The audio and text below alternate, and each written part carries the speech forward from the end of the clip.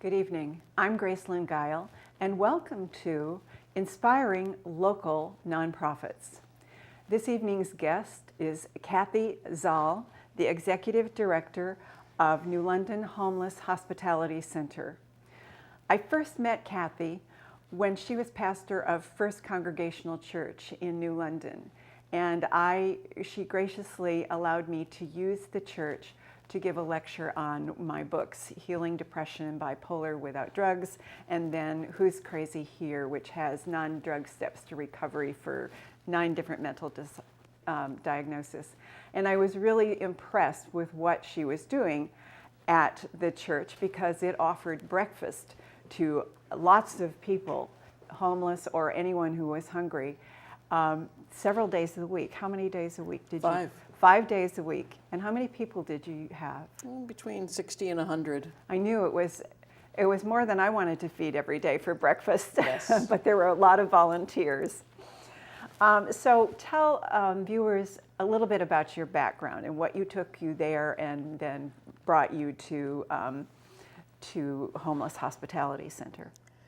Well, I had a fairly long career in social services in New York City, ran the Welfare to Work program there, and had worked in other social service jobs and then decided to go to divinity school, kind of a complicated story there. And then I was a minister for 5 years at the First Congregational Church in Old Lyme. And then really wanted to get back into the social services. I just really just love the hands-on aspect of trying to help people. Mm-hmm. And so there was a part-time position at First Church New London, so I'm the part-time pastor there. And the Homeless Hospitality Center was new at that time and was looking for somebody to provide some leadership, so it seemed like a perfect match, and I've been doing that ever since. But is your role now solely at the Homeless Hospitality Center? No, I'm still doing both. Oh, you're still doing both? I'm still doing both. Oh, good. Yeah. Well, good for the community, and it sounds like it's worked for you as combining the two. So, well, how was the Homeless Hospitality Center founded and when? Well, the Homeless Hospitality Center really grew out of a crisis in New London. At that time, the City Council had decided to cut the Department of Social Services, which had run the emergency shelter. So that happened, and there was nobody left to run the emergency shelter in the winter in New London. Unfortunately, 2 people died outside, and essentially I think there was just a community sense that we just couldn't have this. We couldn't have a situation where people who were experiencing homelessness in New London in the very cold weather had nowhere to go. So the New London Homeless Hospitality Center really started as a sort of a grassroots community thing, a number of pastors, a number of ministers and other religious leaders, but also just members of the community. And so it began very informally with opening up a church hall, putting down some mats on the floor, getting in some volunteers and opening the door to people experiencing homelessness and say, come in if you need a place to be. And we've really just grown from there. In 2006, we more formally incorporated, and we've really developed from that early time. But I think what we retain from those early days is really just a focus on treating people with hospitality. Hospitality is our middle name, as we say. Right? Well, hospitality is a lot of things. It's respect, it's treating people as individuals, it's recognizing that we're a community. It has a lot of different elements. So the people that stay with us are not our clients, they're our guests. And we work really hard to bring that atmosphere to what we do. Over all those years, we've been able to add a lot. We're now open year-round, not just the winter. We have a daytime hospitality center because we recognize that people were experiencing homelessness during the day, not just at night. Right. We were able to move to a new site on State Pier Road, so we now have our own site, which is... Tell us where that is. It's almost right underneath the bridge, over here towards Groton, and it's right in the Faith Fellowship is the church that's in the front of the parking lot. Okay. We're in the back, right across from the old mill. Okay. And then we've also been able to add a number of other components, because the answer to homelessness is a home. And so we have a number of ways in which we help people get back into permanent housing. So it's a lot different, hopefully the same spirit, but a lot different than when we started. Well, that's what drew me to you initially, was your openness. You're very open and receptive and interested in helping in any way that you can. And so I thank you for that. Sure. At the time and still many years later. Let's back up a little and talk a little bit about the primary causes of homelessness and how many people experience that in this region. Well, it's hard to describe homelessness, because I think people have a sort of a stereotypical view of, you know, the person who's living under the bridge or living in their car, and there is that element of homelessness. There are people in our region. Right now, it's probably about 40 or 50 people who've been homeless a long time. Their mental health issues are often important contributing factor, substance abuse contributing factor. But if you were to look at that number and to say that was about 50, let's say, over the course of a year, 500 different people spend at least one night in the shelter. Okay. So homelessness is also affecting individuals who never expected and never experienced homelessness in their life, but some kind of bad luck. Your car breaks down. Bad health, and they can't pay. Is a health problem. People, as I said, even something simple like you had a job, but you needed a car. Your car broke down. You had no money to fix it. You lost your job. It's a cascading situation. Relationships, you were living with somebody and it was working, and then it goes bad, and you can't live there anymore. Suddenly. Right. Sometimes we have disabled older children who lived with their parents. Their parents die. There's nobody to take care of them. They can't do that.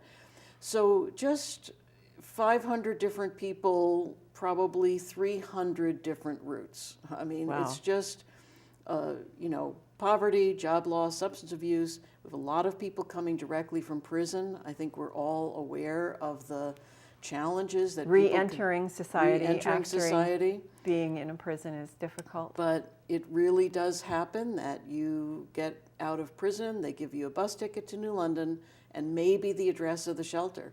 So we're seeing people in a lot of different difficult situations. Well, and as you mentioned earlier too, because my field is treatment of mental illnesses without drugs holistically, I am acutely aware of how much mental illness contributes to homelessness and to people living on the street and to addiction, because people with the more severe disorders frequently use substances to feel better. It's self-medication because the medications they find worse than the substances that they're using.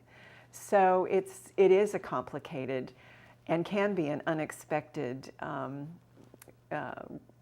endpoint for some people who've never experienced it and never expected to. Right. And one of the difficulties is, as you would appreciate very well in the holistic sense, is once your life starts to fall apart and you don't anymore have a place where you can have quiet, you don't anymore have a place that's familiar, you don't have your refuge, you don't have that. The homelessness sort of exacerbates some of the mental health problems, and it can just be a very tragic and difficult spiral for people that is just very, very distressing to see. At a time when mentally they're not able to really do much about it because they don't have either the experience or the cognitive skills to handle it themselves. They do need help, but they've lost all support systems. Well, not all support systems. They have us. They have you, all except you. All right. So, and I had asked any broad numbers in state of Connecticut or just this region, the county? I'm mainly focused on this region, so I I think the number I would use that in our region over the course of a year, probably 500 to 700 different people, different of our neighbors, will experience homelessness. At any one point in time, it's probably closer to 100, 125 in New London County, something in that range. Okay, all right. Well, that's still a lot that you're being responsible for. So this is great. Tell us the steps that we need to take to help people get back into permanent housing that you take on a regular basis with most of these people. Well, it's, again, a variety of steps. I mean, the first problem and of getting back into homelessness is poverty. And as many of your viewers will probably know, there is no welfare for single adults in Connecticut. So if you cannot find a job and you can't qualify for disability, you are really destitute. And so finding work is a huge challenge. We have many people who have limited skills. Maybe they're a bit older, maybe they've got a prison record and feel that nobody's they're screened out from the beginning. So I hate to say this, but we have a lot of people in a very desperate situation of looking very, very hard for work and finding it hard to come up with something. So, but there are people that find jobs every day, and once somebody has a source of income, we can assist them with finding landlords, we can assist them with first month's rent, we can help them with some initial furniture and things like that. But the other thing we really try to do is to help people get really creative in the sense of, you know, who do you know? Do you have family? Do you have friends? Do you have anybody who might, you know, have a room over garage? Is there maybe live-in work that you could do? Because for some people, that ideal of somehow getting their own place and having enough money to pay rent may be a little distant for them. So you have to be creative. You have to be very, very creative. Okay, and so you're very experienced at that by this stage. Yes. Yes. Okay.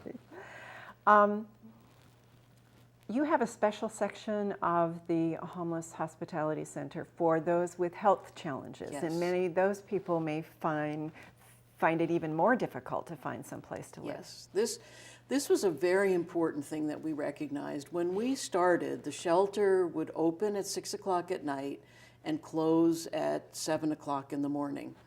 And we had people who had just been discharged from the hospital, had just had surgery, had been in the emergency room. I mean, it was just a horrendous situation where you'd have to say, sorry, shelter closing, you know, you have to get out. And we slowly recognized, in addition to how inhumane that is that there's this whole now concern to control healthcare costs. And so the system, the healthcare system, had invested a lot of money in providing surgery or having an inpatient stay, or many people coming out from inpatient psychiatric. Right. And so here was this huge public investment that had been made, and all of it down the drain because the person would come out, couldn't get their prescriptions, couldn't get the bed rest they need, is walking around when they should be, you know, resting. And so we developed a special part of the shelter in collaboration with L&M Hospital, where people can come out of the hospital into this special section and have bed rest all day if they need it. We have a visiting nurse that's there a couple hours a week from the visiting nurse of Southeastern Connecticut. The community health center is there with their doctor 2 mornings a week. And we can just really provide people with a place where they can recuperate and then quickly get back into housing. I can't put my finger on the numbers because we haven't had time to really develop them, but I'm absolutely convinced, in addition to the humanitarian aspect, that this is going to be saving the healthcare system a lot of money, and a model that I'm hoping we can convince more people to invest in. Well, I'm sure L&M is very aware of what it saves them, because those people would be right back into the emergency room where they have to be treated within 2 or 3 days if you didn't have this. That's exactly right. And so that revolving door into the ER of people who can't afford health service is very costly to the hospital and taxpayers as well. So. But unfortunately, there's a lot of good ideas like that, and it's still hard to get the resources to do them. Even though, on balance it's going to save money, it's still a struggle to get that investment so that you can do the thing that's going to, in the long run, not only improve health outcomes, and I think we're all very concerned about that. And homeless individuals are, let's talk about disparate health impacts. They're one of those groups. So maybe I'm just not quite creative enough yet, because I know this is making a difference. And we do have some support from L&M Hospital, which I'm very grateful for, but we could certainly use even more resources to make this work better. Well, after the show, I'll talk to you about some of the philanthropist lists that I'm finding for things that I'm planning. So excellent. I'll broaden your horizon maybe. Good. Let's talk about a little bit about how homelessness interacts with the prison system. That's another area where you probably receive a lot of people, another big population group that comes back in and needs to start with you. Yes. Well, there's a lot of things I think people might be a bit surprised about prison. One of the things is that you're released from prison wherever you were sentenced. So we have people, for example, that are from out of our area, commit a crime, let's just say at the casino, and so they come out of prison with no money, with no IDs, with no transportation, and are on the streets of New London, and have probably resources back wherever they came from. So we do a fair business in helping people reconnect to where they have support networks. So a little thing like that. And then just that getting back on your feet. People will be released, as I said, without any IDs, without any money, without any place to go. Can't function in this society without IDs, hardly. That's true, and you can't look for work. So somebody like that will come into the hospitality center, and they'll be able to stay in the shelter. And then we have what we call our help center. So we'll help people replace IDs if they need to. We'll help people with an application fee if they need that. Just those small investments. You think, what most could of us take for granted. Yeah, what could $15 mean? But $15, if you don't have it, could prevent you from getting a birth certificate, it's a which barrier. could prevent you from getting your license, which could prevent you from even trying to look for work. So we try to address those barriers as much as we can. This is sort of related to that, but how do you suggest that people react or handle panhandlers on the street? Well, I can just say I never give to panhandlers, and I give a lot of money to the hospitality center because I think really what we need to do is to link people to organized supports. And there could certainly be very well-meaning people who are panhandling.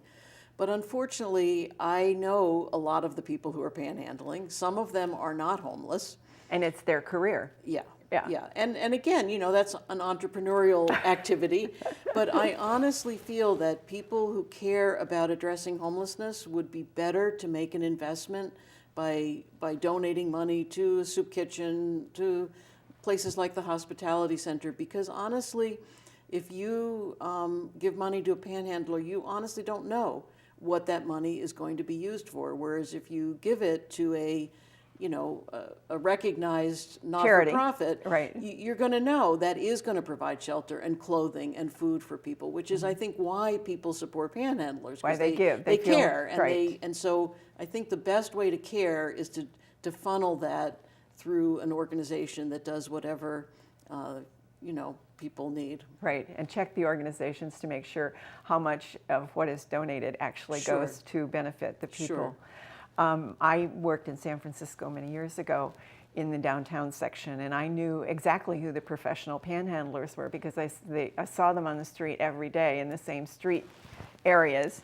And so it was clear that this was an advocation rather than, and it was, entrepreneurship, but they were not really in desperate need. They were pretty well funded.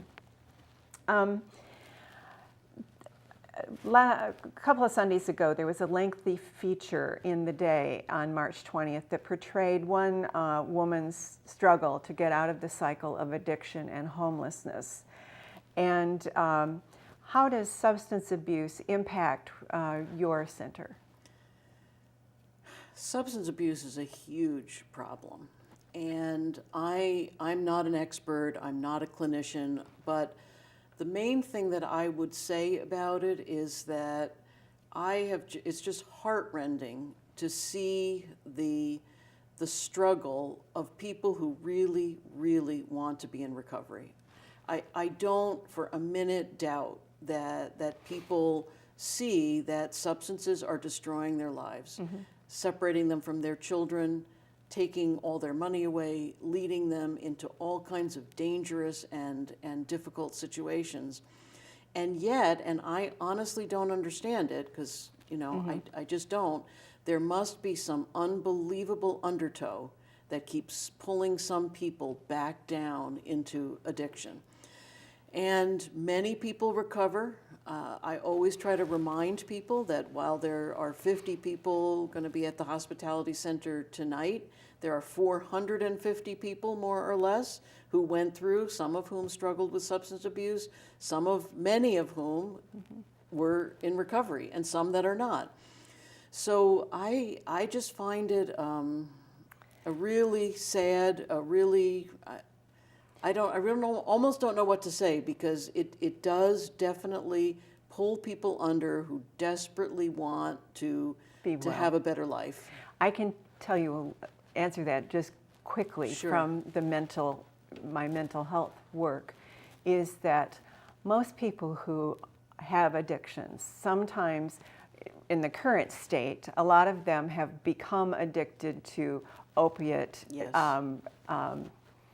painkillers, and that's a relatively new onslaught, but it's a severe one because it's putting them onto heroin, which is really difficult.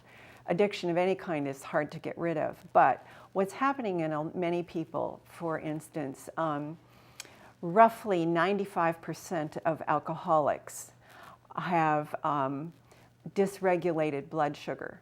So the cravings they are feeling is for something to bring their blood sugar levels up to normal, and so that they won't be terribly depressed. And alcohol will do that. And certain drugs will do that. It'll give them that temporary feel good so that they're not so depressed and unable to function. So if they get a buzz that allows them to function, that's how they become addicted to whatever substance that they address. And so these are physical imbalances and many of them are inherited, alcoholics in particular. I've heard that. Very highly inheritable. And some of them also then go to substance abuse if they have bipolar or schizophrenia or one of the severe mental diagnoses that keep them out of balance, because bipolar is caused by severe nutrient deficiencies, many of which are an inherited deficiency. Sounds like we should be addressing that more. Well, yeah. I don't know. I mean, that would yes, be. I and that's why I do what I do. Available to people. So but that's see, good. I was bipolar, and when I went to a clinic that tested me for those inherited, and this was long before genes were. Really? Gene research was at the place that it is now. This was like 15 years ago. But they had followed this since the 1960s, and that they knew that many of these deficiencies of nutrients are inherited because of errors of metabolism. Wow. So, but nobody in med school has ever trained this because natural supplements you can't patent. Right. And they are not highly profitable. Right. So you really have to be devoted to helping people and have that be your primary priority. And so, but that is becoming much more well known thanks to the internet, thanks to other things. So we are in a flux where we're going from conventional drug-oriented medications for many of these disorders into more natural, holistic addressing of the biophysical cravings or imbalances that are causing this big Well, thing. there's a big need So- out there, so that's good Well, to I'm hear. hurrying. Good, good. But I'm not the only one. It's Right. coming. The doctor who ran the clinic that helped me is now teaching doctors around the world about this way to approach it. So there's hope, but it's a slow process to re-educate all these doctors. And there aren't enough mental health doctors. That's another part. So so there is a huge connection between homelessness and addiction, and a huge connection between addiction and biophysical imbalances that are contributing to many mental disorders. So there's that connection that we're working on to Good. Well, raise if you ever want to awareness do for. a pilot, we'll be here. We'll be Okay, there. all right. The day gave a telephone number, 211, as the hotline to Connecticut's homeless shelters. Is this the best way for people to reach Yes, you? this is the best way. And one of the things that I'm just so proud of is that we now have a real system. If you're experiencing homelessness in Connecticut and you call 211, you will be linked to a place that can help you get the services you need, as opposed to people who were homeless who used to have to call one shelter after another, See if they and had be space. told they were full. Yeah. So this is a super, super advance, and I'm just so proud that Connecticut has really been in the forefront That's of doing great. something like this. Okay. We have about 2 minutes left. So I wanted to let you talk about the state budget problems and how that has an impact on you, and then describe some volunteer opportunities. Well, we are largely privately funded, actually. We do receive some state funding, but we have a very aggressive effort. Private donors, faith communities. The town of Groton is one of our, helps us pay for some of the hospitality center, local foundations. So we are always trying to, secure state money, but we really rely on private donations. And the second thing, I would really encourage people to volunteer. I think we need financial support for sure. But I think we have all kinds of opportunities. We have some people that just come once a month and bring in the evening and bring like a snack that is shared at the shelter. We have people who volunteer on our front desk and volunteer on our help center, a whole lot of different things. And you'll have our website. Our website has a section on volunteering. And there it is on screen. And please just contact us, whatever your skills might be. We have Girl Scout and Boy Scout groups that do sock drives. There's many, many ways to help. And I think it's really enlightening for people to come in and just experience. Homeless shelters are not like you think from the movies. Come in and see. Yep. Well, thank you for all that you're doing and all that you're doing both at the church and at the Homeless Hospitality Center. I applaud you personally, and the organization that you run is wonderful. It's just been a great boon to the community for a long time. So thank you very much, I enjoy Cathy. it very much. It's no problem at all. It shows. Good. Thank you for joining us this evening, and I hope that you will come back again next week, next Wednesday at 7 o'clock to get acquainted with another inspiring local nonprofit. Good night.